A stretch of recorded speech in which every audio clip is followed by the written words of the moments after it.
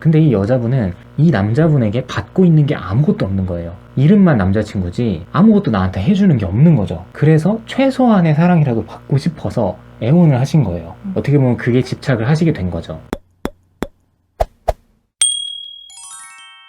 다정한 참견. 네, 안녕하세요. 다정한 참견의 다혜 희덩입니다. 네, 오늘은 집착을 하는 두 가지 유형에 대해서 알아보도록 하겠습니다. 네, 먼저 첫 번째 유형은요, 자존감이 많이 낮아서 집착을 하게 되는 경우예요. 일단 내가 살아가면서 자존감이 낮기 때문에 어떠한 일을 할 때에도 자신감이 없이 그렇게 살아가다가 딱 연인이 생긴 거예요. 근데 이 사람이 나를 너무 사랑해줘서 여기서 행복감을 얻은 거죠. 그래서 이 사람한테 내 모든 것을 다 쏟아붓게 되는 거죠. 그래서 내 인생에서 이 사람이 그냥 전부가 되어버린 경우, 그런 경우에는 이 사람한테 집착을 하게 되는 거예요. 그래서 연애를 하다 보면 상대방이 조금 나에게 소홀해지는 것 같고, 아니면 내가 생각했던 것만큼 사랑을 받지 못하면 집착과 의심을 바로 시작을 하게 돼요. 근데 그럴 수밖에 없는 게 이 사람이 내 전부거든요. 이 사람 말고는 내가 그렇다 할 행복을 느낄 만한 요소가 없기 때문에 자연스럽게 의심과 집착을 하게 되는 거예요. 근데 이런 분들은 실제로 정말 상대에게 잘하기도 해요.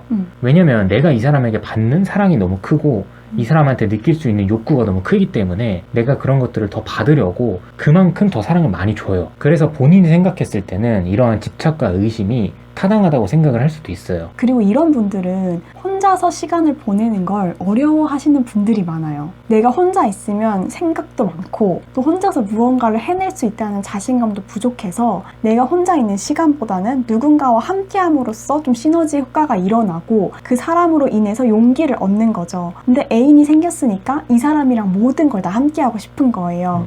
그래서 나는 이 사람과 함께하고 싶은데 이 사람이 바쁘거나 할 일이 있거나 나와 함께 해주지 않았을 때 서운해하게 되고 나를 더 바라봐줬으면 좋겠는 그런 욕심이 계속 생기는 것 같아요. 그래서 이렇게 좀 자존감이 많이 낮거나 내가 느낄 수 있는 행복이 정말 남자친구 또는 여자친구밖에 없다면 이건 정말 정신적으로도 위험한 연애가 될 수 있다고 생각해요. 이런 분들은 상대방의 관심을 끌기 위해서 정말 극단적인 선택을 하시는 분들도 많거든요. 그래서 내가 연애를 하면서 모든 정신이 다 상대한테 지배당하고 상대의 사소한 행동 하나만으로도 내가 의미부여를 하게 되고 집착을 하게 되는 그런 분들이라면 잠시 멈춰서 내 주변을 좀 돌아보셨으면 좋겠어요. 동시에 나 자신을 돌아보면서 나는 상대에게 올인하는 연애를 하고 있는 게 아닌지, 그러면서 나 자신은 버리고 있는 게 아닌지, 만약에 그렇다면 지금은 연애보다는 좀 자기 자신을 위로해주는 시간이 필요하다고 생각해요. 그래서 나는 이 사람이 아니면 나는 행복할 수 없다라는 생각을 혹시 갖고 계시다면 그 생각이 착각일 수 있거든요. 그래서 먼저 내 자신을 갖고 나가는데 좀 더 집중을 하셨으면 좋겠어요. 그리고 두 번째로는 상대방이 처음 사귈 때부터 너무 잘해줬는데 시간이 지남에 따라서 좀 많이 변한 경우예요. 그래서 내가 정말 아무런 사랑을 받지 못하고 있고 사랑을 아예 느끼지 못한다고 생각을 해서 최소한의 사랑이라도 받고 싶어서 상대한테 집착하는 경우라고 볼 수 있을 것 같아요. 네, 이거는 저희 사연자분께서 경험을 하셨던 내용인데요.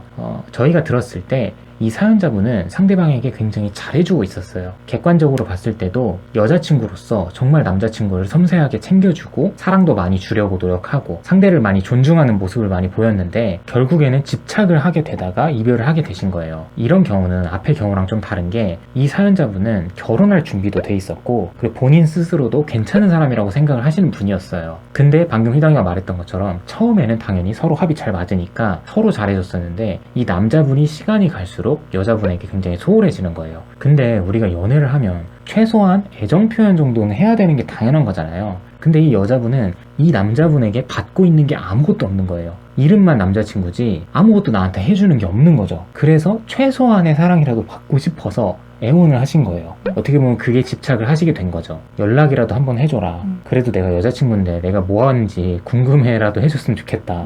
이런 말을 하신 거죠. 그래서 오히려 앞의 경우와는 완전히 다른 경우라고 보시면 될 것 같아요. 연애에 있어서 가장 중요한 게 표현하는 거잖아요. 근데 상대방이 나한테 표현도 안 하고 나를 좋아하는 건지 아닌지도 모르겠고 그러니까 확인할 수 있는 방법이 없잖아요. 그렇다고 너는 나 안 좋아하냐고 진지하게 물어보면 상대가 응 나도 안 안 좋아해 이렇게 대답하진 않잖아요. 좋아해 이렇게 대답을 하겠죠? 근데 본인은 그게 느껴지지가 않는 거죠. 그래서 계속 표현을 해달라고 요구를 하는 거예요. 그러니까 상대방 입장에서는 그게 집착으로 느껴지는 거죠. 나는 원래 이런 사람이 아니었는데 상대방이 자꾸 변해가니까 내가 스스로 작아지기도 하고 이 사람한테 표현을 듣고 싶고 사랑을 받고 싶으니까 집착이라는 방법을 써서 상대방한테 다가가는 그런 경우라고 보시면 될 것 같아요. 네, 그래서 이런 분들은 사실 굉장히 자신감을 가지실 필요가 있는 것 같아요. 이 연애를 통해서 자기가 집착을 하게 되면서 자신감이 좀 떨어질 수는 있는데 전혀 그러실 필요가 없고 오히려 상대가 정신 차리고 돌아와야 되는 상황이거든요. 그래서 이런 경우에는 내가 너무 많이 집착을 하게 되면 내가 더 잘해줬는데 상대방 입장에서는 본인이 집착을 받고 있으니까 아, 얘 왜 이렇게 질척거리지? 왜 이렇게 사람 질리게 하지? 이렇게 스스로 착각을 하게 되거든요. 그래서 이런 경우는 본인의 문제가 아니라 상대방이 나를 집착하게 만든 거라고도 볼 수 있을 것 같아요. 네, 그래서 이런 사연 같은 경우에는 여자분이 아까운 것 같아요. 그래서 그냥 안 만나셨으면 좋겠어요.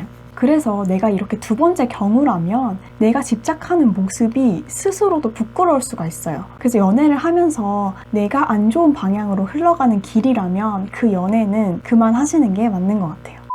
네, 오늘도 저희 영상 시청해주셔서 감사드리고요. 지금까지 다정한 참견의 다혜 희덩이었습니다. 안녕.